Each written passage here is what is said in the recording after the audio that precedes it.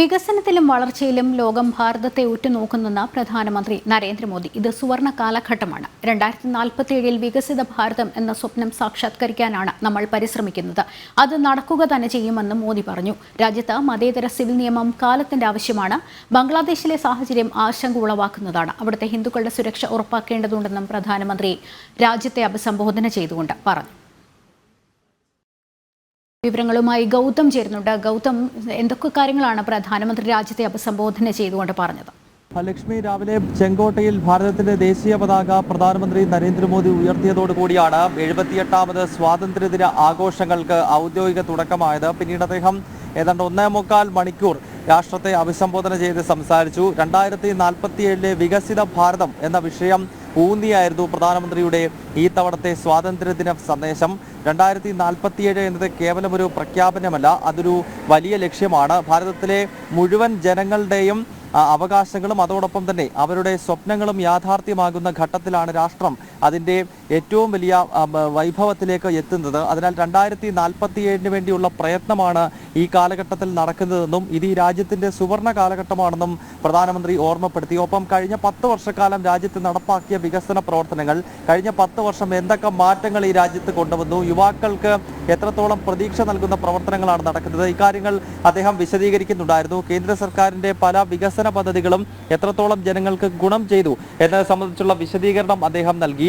കൂടാതെ ബംഗ്ലാദേശിൽ ഇപ്പോൾ നടന്നുകൊണ്ടിരിക്കുന്ന കലാപം സംബന്ധിച്ചും പ്രധാനമന്ത്രി പരാമർശിച്ചു. ബംഗ്ലാദേശിൽ ഹിന്ദുക്കളും അവിടുത്തെ മറ്റ് മതന്യൂനപക്ഷങ്ങളും വലിയ ആക്രമണങ്ങൾക്ക് വിധേയരാക്കപ്പെടുകയാണ്. ഇത് ആശങ്കയുണ്ടാക്കുന്നു. ബംഗ്ലാദേശിൽ ഹിന്ദുക്കളുടെ സുരക്ഷിതത്വം ഉറപ്പുവരുത്തണം എന്നാണ് പ്രധാനമന്ത്രി ആവശ്യപ്പെട്ടത്. ബംഗ്ലാദേശ് എന്ന അയൽ രാജ്യവുമായി പരമ്പരാഗതമായി തന്നെ ഭാരതത്തിന് നല്ല ബന്ധമുണ്ട്. ആ ബന്ധം ഇനിയും ആ രീതിയിൽ തന്നെ തുടരും. അതോടൊപ്പം ബംഗ്ലാദേശിന്റെ വികസന പ്രവർത്തനങ്ങൾക്ക് എല്ലാ കാലത്തും വലിയ പിന്തുണ ഈ രാജ്യത്തിന്റെ ഭാഗത്ത് നിന്ന് ഉണ്ടായിട്ടുണ്ട് എന്ന് പ്രധാനമന്ത്രി ചൂണ്ടിക്കാണിച്ചു. ഒപ്പം ഏകീകൃത സിവിൽ കോഡ് സംബന്ധിച്ചും നരേന്ദ്രമോദി പരാമർശിക്കുകയുണ്ടായി. അദ്ദേഹം കഴിഞ്ഞ സ്വാതന്ത്ര്യദിന സന്ദേശത്തിലും ഇക്കാര്യം ഓർമ്മപ്പെടുത്തിയതാണ്. രാജ്യത്ത് ഏകീകൃത സിവിൽ കോഡ് വേണം. മതത്തിന്റെ അടിസ്ഥാനത്തിൽ നിയമങ്ങൾ ഉണ്ടാക്കാൻ പാടില്ല. ഇതൊരു മതേതര സ്വഭാവമുള്ള രാഷ്ട്രമാണ്. അതിനാൽ ഒരു മത സിവിൽ കോഡിന്റെ ആവശ്യമില്ല, മറിച്ചൊരു മതേതര സ്വഭാവമുള്ള നിയമമാണ്, സിവിൽ കോഡാണ് ഇവിടെ വരേണ്ടത് എന്ന കാര്യവും അദ്ദേഹം ഇന്നത്തെ സന്ദേശത്തിനകത്ത് ഉൾപ്പെടുത്തിയിരുന്നു. എന്തായാലും 1.25 മണിക്കൂർ സമയം അദ്ദേഹം ചെങ്കോട്ടയ്ക്ക് മുകളിൽ നിന്നുകൊണ്ട് രാഷ്ട്രത്തെ അഭിസംബോധന ചെയ്തു. 2047 നമ്മുടെ പ്രയാണത്തിൽ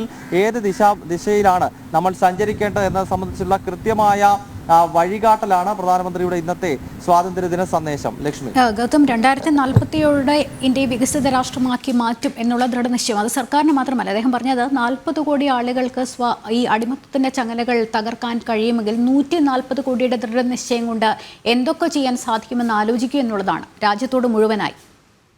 ലക്ഷ്മി, പ്രധാനമന്ത്രി സൂചിപ്പിച്ചത് അതാണ്. അതായത് ഈ 2047 എന്ന് വെറുതെ നമ്മൾ പറയാതെ മുഴുവൻ ആളുകളും അതിൻ്റെ പ്രയത്നത്തിൻ്റെ ഭാഗമാകണം. അത് കേവലം ഒരു പ്രഖ്യാപനമല്ല. രാജ്യം അതിൻ്റെ 100ാം സ്വാതന്ത്ര്യദിനം ആഘോഷിക്കുന്ന സമയമാകുമ്പോഴേക്കും ലോകത്തെ തന്നെ നിയന്ത്രിക്കുന്ന ശക്തിയായി നമുക്ക് മാറാൻ സാധിക്കും എന്നാണ് പ്രധാനമന്ത്രി ചൂണ്ടിക്കാണിക്കുന്നത്. അതിന് ഓരോ വ്യക്തിയും ആ ദിശയിൽ ചിന്തിക്കുകയും അതിനുവേണ്ടി പ്രവർത്തിക്കുകയും ചെയ്യണം. മുഴുവൻ ആളുകളുടെയും വികസനം ഉറപ്പുവരുത്തിക്കൊണ്ടാണ് 100ാം സ്വാതന്ത്ര്യദിനത്തിൽ ഭാരതം ലോകത്തിൻ്റെ ഏറ്റവും ഉയർന്ന പദവിയിലേക്ക് എത്തേണ്ടത് എന്ന സന്ദേശം അദ്ദേഹം ഒരിക്കൽ കൂടി നൽകുകയുണ്ടായി. അതിന് ചില ഉദാഹരണങ്ങൾ അദ്ദേഹം പറഞ്ഞു. മുൻപ് മൊബൈൽ ഫോണുകളും മറ്റും നമുക്ക് പുറത്തു നിന്നും ഇറക്കുമതി ചെയ്യണമായിരുന്നു. എന്നാൽ ഇന്ത്യ ഇന്ന് അത്യാധുനിക ഫോണുകൾ മറ്റു രാജ്യങ്ങളിലേക്ക് കയറ്റി അയക്കുന്നു. അതുപോലെ തന്നെ പ്രതിരോധ ഇടപാടുകൾ, നമ്മളെപ്പോഴും പ്രതിരോധ ആവശ്യങ്ങൾക്ക് വേണ്ടിയുള്ള ആയുധങ്ങളും മറ്റ് സംവിധാനങ്ങളും പുറത്തുനിന്നും വാങ്ങുകയായിരുന്നു. എന്നാൽ ഇന്ന് ഡിഫൻസ് മേഖലയിൽ നമ്മൾ വലിയൊരു ഉൽപാദന ശക്തിയായി മാറുന്നു. നമ്മുടെ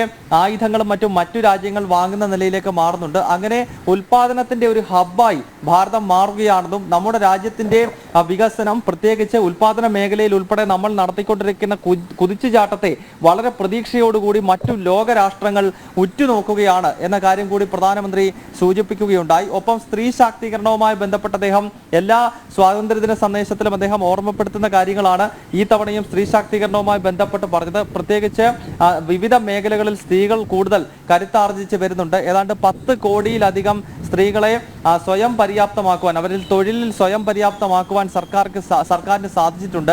സ്ത്രീകൾക്കെതിരെ രാജ്യത്തിന്റെ ചില ഭാഗങ്ങളിൽ അതിക്രമങ്ങൾ നടക്കുന്നു. അതിനെ വളരെ ആശങ്കയോടെയാണ് നോക്കിക്കാണുന്നത്.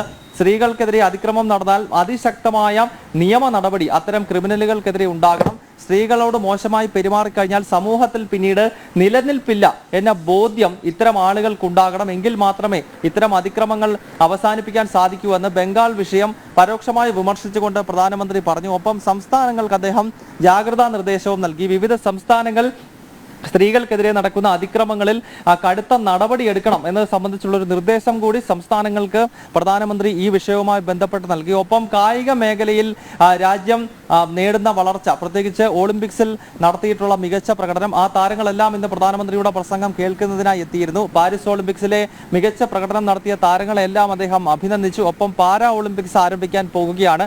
അതിൽ പങ്കെടുക്കുന്ന ഭാരതത്തിന്റെ താരങ്ങൾക്ക് ആശംസ നേരുന്നതിനൊപ്പം 2036 വേണ്ടി തയ്യാറെടുക്കുക എന്ന സന്ദേശം കൂടി അദ്ദേഹം നൽകുന്നുണ്ടായിരുന്നു. നമുക്കറിയാം 2036 ഗുജറാത്തിലെ ഗാന്ധിനഗറിലും അഹമ്മദാബാദിലുമായി സർദാർ വല്ലഭഭായ് പട്ടേൽ പ്രധാന വേദിയാക്കിക്കൊണ്ട് അവിടെയാണ് ഒളിമ്പിക്സ് നടക്കാനിരിക്കുന്നത്. ഇത് സംബന്ധിച്ച് ഏകദേശ പ്രഖ്യാപനങ്ങൾ വന്നു കഴിഞ്ഞിരിക്കുന്നു.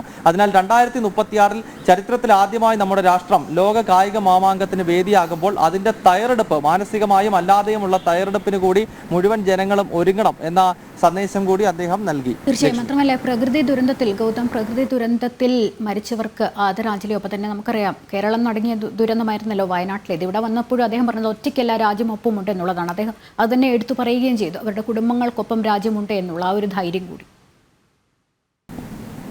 ലക്ഷ്മി, പ്രധാനമന്ത്രി തന്റെ സ്വാതന്ത്ര്യദിന സന്ദേശം ആരംഭിച്ചത് തന്നെ ഈ വിഷയം ഓർമ്മപ്പെടുത്തിക്കൊണ്ടാണ്. ആദ്യം അദ്ദേഹം പരാമർശിച്ചത് ഈ സ്വാതന്ത്ര്യദിന സന്ദേശം സ്വാഭാവികമായും എല്ലാ കൊല്ലവും അദ്ദേഹം തുടങ്ങുന്നത് രാജ്യത്തിന് വേണ്ടി ജീവത്യാഗം ചെയ്ത ധീര ബലിദാനികളെ ഓർമ്മപ്പെടുത്തിയാണ്. അവരുടെ ഉജ്ജ്വലമായ ആ ഒരു പോരാട്ടം അതിൻ്റെ ഭാഗമാണ്. അതായത് ഏതാണ്ട് 900 വർഷക്കാലം നമ്മുടെ രാജ്യത്ത് വിവിധ രൂപത്തിലും ഭാവത്തിലുമുള്ള അധിനിവേശ ശക്തികൾ കടന്നു വന്നു. അവർക്കെതിരെ സന്ധിയില്ലാത്ത പോരാട്ടം നമ്മുടെ രാജ്യത്തെ എല്ലാ വിഭാഗങ്ങളുടെയും ഭാഗത്തു നിന്നുണ്ടായി. കർഷകർ, വനവാസി വിഭാഗക്കാർ, വിദ്യാർത്ഥികൾ, അങ്ങനെ ഭാരതത്തിന്റെ സമസ്ത മേഖലയിലുമുള്ള ജനങ്ങൾ, ഭാരതത്തെ മുഴുവൻ പ്രതിനിധീകരിക്കുന്ന സമൂഹവും ഈ അധിനിവേശ ശക്തികൾക്കെതിരെ നിലയ്ക്കാത്ത പോരാട്ടം നടത്തിയതിന്റെ ഭാഗമാണ് നമുക്ക് ലഭിച്ച സ്വാതന്ത്ര്യം. അക്കാര്യം അദ്ദേഹം ആദ്യം ഓർമ്മപ്പെടുത്തിക്കൊണ്ട് പ്രസംഗം തുടങ്ങുന്നു. രണ്ടാമത്തെ ഘട്ടത്തിൽ തന്നെ അദ്ദേഹം ഈ പ്രകൃതി ദുരന്തവുമായി ബന്ധപ്പെട്ട വിഷയത്തിലേക്ക് എത്തുകയുണ്ടായി. കേരളത്തിലെ വയനാട്ടിലാണ് അടുത്ത കാലത്ത് ഭാരതത്തിൽ നടന്നിരിക്കുന്ന ഏറ്റവും വലിയ പ്രകൃതി ദുരന്തം. ഉരുൾപൊട്ടലിൽ 400-ന് മുകളിൽ ആളുകൾ ജീവൻ നഷ്ടപ്പെടുകയും അവിടുത്തെ സാഹചര്യം പ്രത്യേകിച്ച് നമ്മൾ പരാമർശിക്കാതെ തന്നെ അറിയാവുന്നതാണ്. അപ്പോൾ ആ വിഷയങ്ങൾ ഓർമ്മപ്പെടുത്തിക്കൊണ്ട് അത്തരത്തിൽ മരണപ്പെട്ടവരുടെ കുടുംബത്തിന്റെ വേദന മനസ്സിലാക്കുന്നുവെന്നും അവർക്കൊപ്പം ഈ രാജ്യത്തിന്റെ മുഴുവൻ ജനങ്ങളുടെയും മനസ്സുണ്ട് എന്ന കാര്യം പരാമർശിച്ചുകൊണ്ടാണ് പ്രധാനമന്ത്രി തന്റെ ഇന്നത്തെ ഈ സ്വാതന്ത്ര്യദിന സന്ദേശം ആരംഭിച്ചത് തന്നെ. ശരി ഗൗതം, 2047 വികസിത ഭാരതം എന്ന സ്വപ്നം സാക്ഷാത്കരിക്കാനാണ് നമ്മൾ പരിശ്രമിക്കുന്നത്. അത് നടക്കുക തന്നെ ചെയ്യുമെന്ന് പ്രധാനമന്ത്രി പറഞ്ഞു. അതിൽ ജനങ്ങൾക്കുള്ള പങ്കാളിത്തം എത്രത്തോളമാണെന്ന് അദ്ദേഹം ഓർമ്മപ്പെടുത്തുകയും ചെയ്തു. ആ വാക്കുകളിലേക്ക്. हम समृद्ध भारत बना सकते हैं. हम 2047 विकसित भारत का लक्ष्य प्राप्त कर सकते हैं. अगर 40 करोड़ देशवासी अपने पुरुषार्थ से, अपने समर्पण से, अपने त्याग से, अपने बलिदान से आजादी दे सकते हैं, आजाद भारत बना सकते हैं, तो 140 करोड़ देशवासी उसी भाव से समृद्ध भारत भी बना सकते हैं.